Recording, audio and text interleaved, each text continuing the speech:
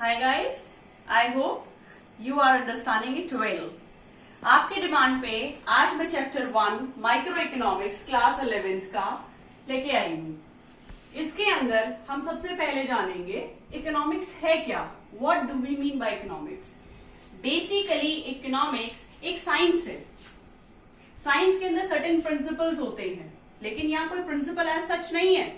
यहाँ प्रिंसिपल है चॉइस का। So science of choice. किस चीज की चॉइस करनी है आपको?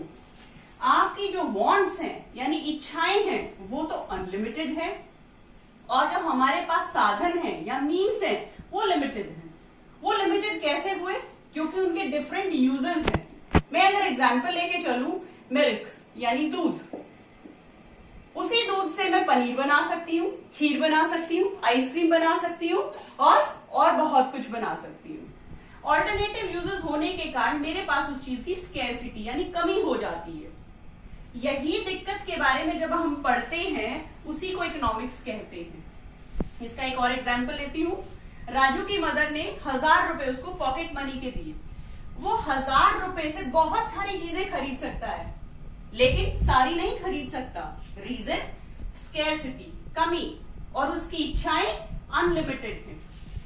तो इकोनॉमिक्स बेसिकली डील करता है वो सारी प्रॉब्लम समझना जिसमें आप चूज कर सको। तो प्रॉब्लम ऑफ चॉइस की स्टडी को ही हम इकोनॉमिक्स कहते हैं।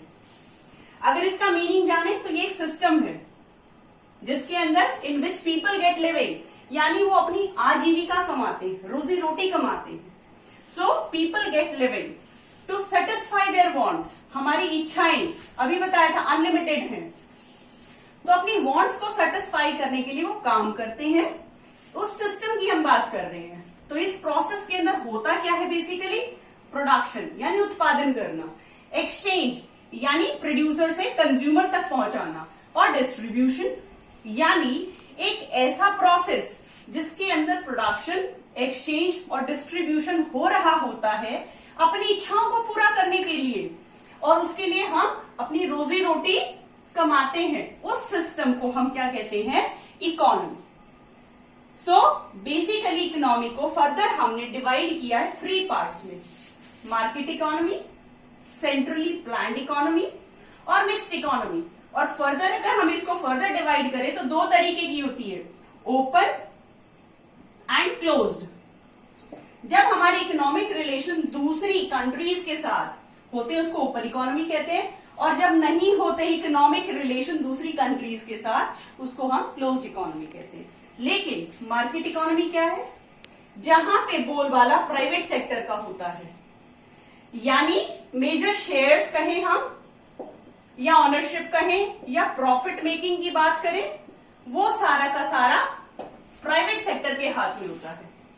सेंट्रली प्लान्ड में गवर्नमेंट मेजर रोल प्ले करती है, ये सोशल वेलफेयर की बात करती है।